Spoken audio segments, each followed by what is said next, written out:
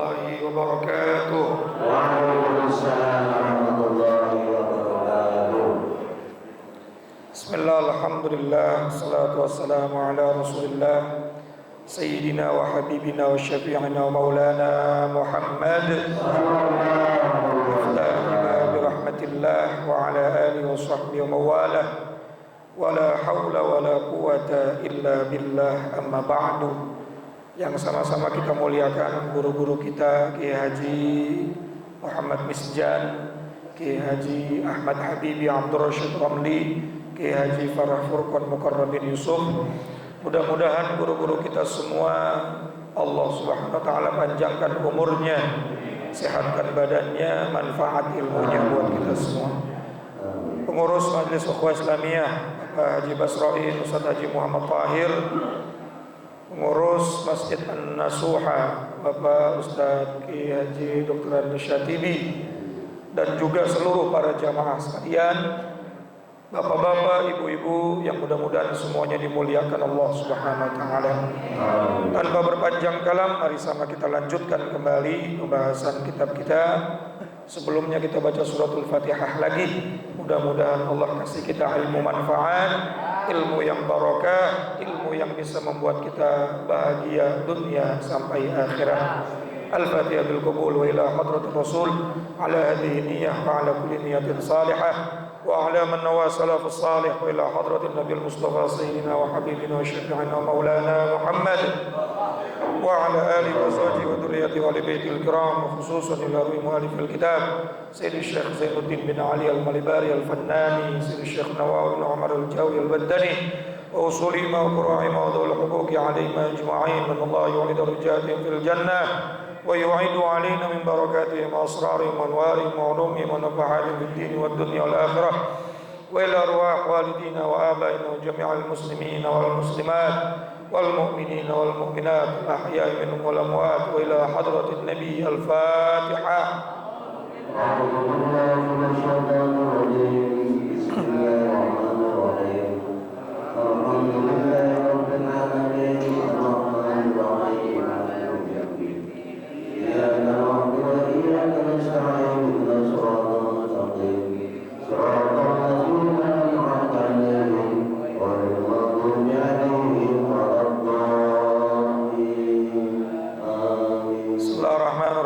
Al-Musannif rahimahullah ta'ala wa nafa'na bi'ulumihi wa amadna bi asrari fid dharaini amin.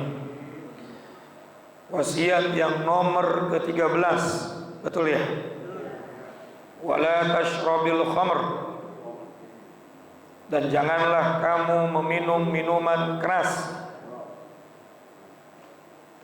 Al-khamr, ada sebuah riwayat hadis dikatakan oleh baginda kita Nabi Muhammad SAW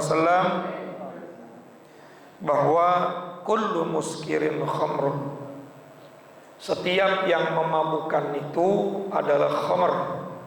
Jadi bukan cuma minuman ya, setiap yang memabukkan itu adalah khamr.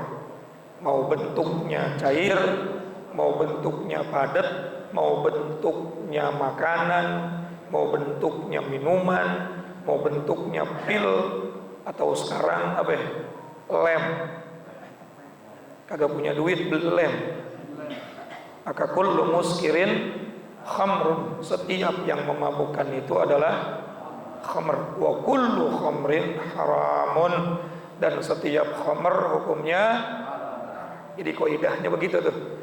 Setiap yang memabukkan namanya khamr, dan setiap khamr haram. Jelas nggak? Jelas nggak? Jadi jangan ngomongnya apa? Bukan, ini bukan minuman keras. Yang dilarang kan minuman keras. Itu terjemah. Kalau ngaji kitabnya bukan cuma minuman keras. Kullu muskir, semua yang memabukkan. Jadi mirasantika. Ya. Minuman keras, minum. Semua yang memabukkan, bukan cuma minuman. Jadi kullu muskirin khamrun, setiap yang memabukkan itu masuk dalam kategori khamr. Jadi khamr itu jangan cuma di pikiran kita minuman yang memabukkan, tapi tidak setiap makanan, minuman atau konsumsi apapun yang memabukkan.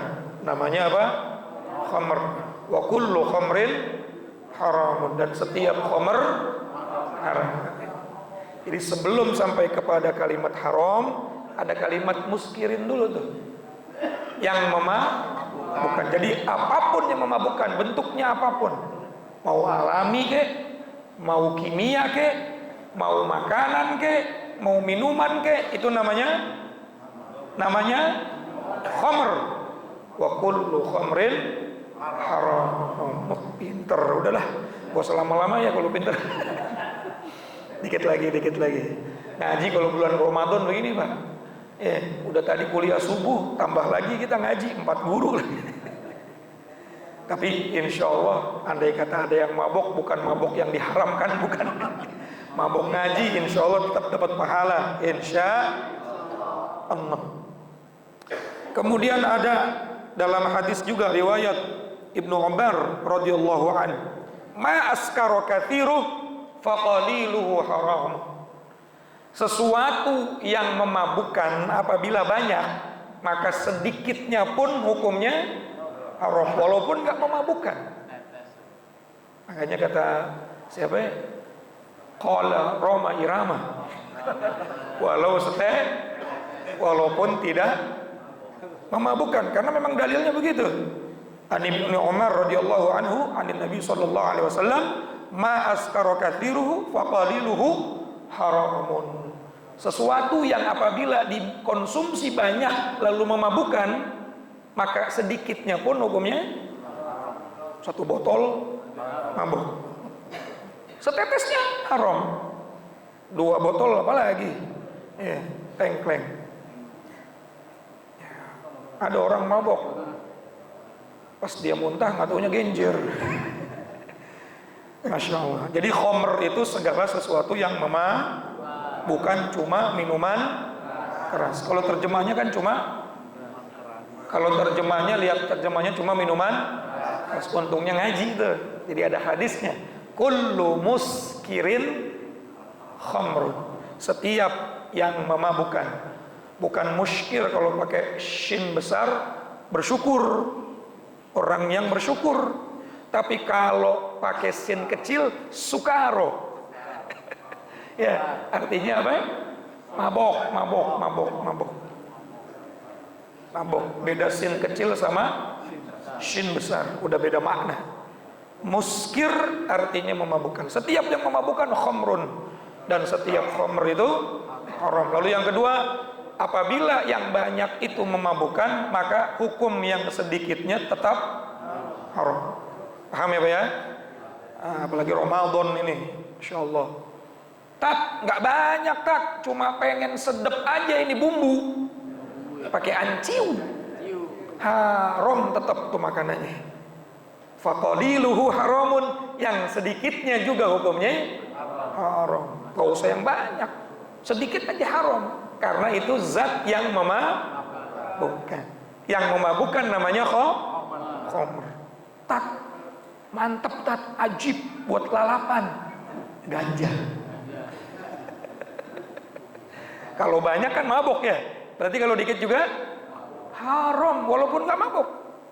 Kaidahnya tadi itu, ma'as karokathiruhu faqaliluhu haramun. Sesuatu yang memabukkan, walau apabila dikonsumsi banyak, maka sedikitnya pun hukumnya haram. Jadi nggak bisa ditoleransi. Ini cuma buat penyedap rasa saja Ustaz. Ini cuma untuk bikin supaya kuenya enak Ustaz. Tetap walaupun setetes. Apalagi Ramadan, jangan orang yang Ramadannya itu diterima pahalanya, ibadahnya adalah orang yang puasa Ramadannya punya akhlak. Di antara orang yang Ramadannya punya akhlak, orang yang memastikan bukanya dan sahurnya pakai makanan yang halal.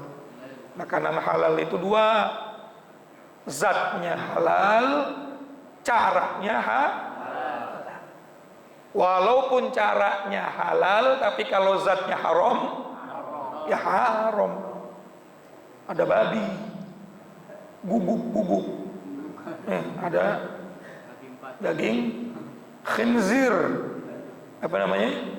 B2. Saya beli pakai uang saya halal, Ustaz. Iya, walaupun ente cara mendapatkannya halal, tapi zatnya itu haram, hukumnya tetap haram. Saya beli itu yang namanya anciu pakai duit halal, Ustaz. Iya, karena zatnya haram, walaupun belinya cara mendapatkannya halal, hukumnya tetap haram. Betul nggak? Betul nggak? Atau sebaliknya, barangnya halal, tapi caranya haram. Iya, caranya haram gimana? Curi, korupsi, ya, ngoplos. Kan sesuai bener itu. Nah, kita tiap hari suruh beri pertama. Nggak taunya petrol. Ngomongin orang gak sih kalau begini? Ngomongin minyak ya, bukan ngomongin orang ya. Berarti halal apa haram duitnya tuh?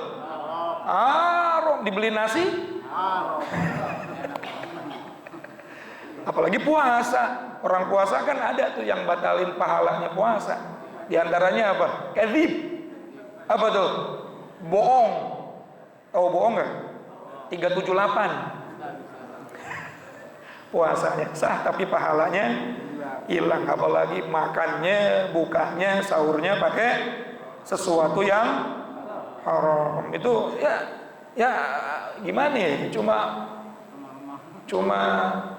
apa ya? Cuma dapat lapar sama kam min sha'imin laisa lahu min shiyamih illa al-ju' wal atash. Di antaranya yang cuma dapat lapar sama haus, dia makan bukanya pakai yang haram, sahurnya juga pakai yang haram. Tadi itu haram itu caranya haram atau makanannya, minumannya zatnya haram, walaupun diambil digunakan dengan uang halal. Wala tashhad syahadataz zur ala ahadin, dan jangan kamu bersaksi dengan persaksian yang palsu terhadap seseorang, qaribin au ba'idin, baik orang dekat atau orang jauh. Mentang-mentang dia orang jauh, bukan orang dekat. Kalau ngomong demi Allah tapi bohong mulu. Ya. Wal yaminul ghamus. 5 perkara itu yang bikin puasa kita kagak dapat apa-apa. Dusta, ghibah, namimah, sumpah palsu. Berarti yang sumpah palsu puasa mending kalau satu orang 250 juta udah dibohongin. Masya Allah. Kemudian yang keempat tadi apa? Yang kelima tadi an-nadhru bish syahwat, memandang dengan syahwat. Jangan mandang dengan syahwat lagi puasa. Sayang puasanya. Walaupun bini kita di rumah halal, kalau lagi puasa jangan pandang dengan pandangan syahwat. Ada makanan di rumah halal, lagi puasa mah tunggu sampai minuman halal tunggu sampai bini halal tunggu sampai habis tarawih, jangan habis maghrib. Habis maghrib sempit waktunya habis tarawih. Mudah-mudahan bermanfaat. Udah ngantuk ya, udah ngantuk. Masih ada kayak kita ya. Jadi intinya jangan minum khamr itu segala sesuatu yang memabukkan, apapun jenisnya, bentuknya, setetes pun walaupun tidak memabukkan. Kalau sudah banyaknya memabukkan maka setetesnya hukumnya tetap. Yang kedua, jangan bersumpah palsu, apalagi lagi Ramadan, ngilangin pahala. Wallahu a'lam bishawab. Ilaihi marji'ul ma'ad. Assalamualaikum warahmatullahi wabarakatuh. Waalaikumsalam.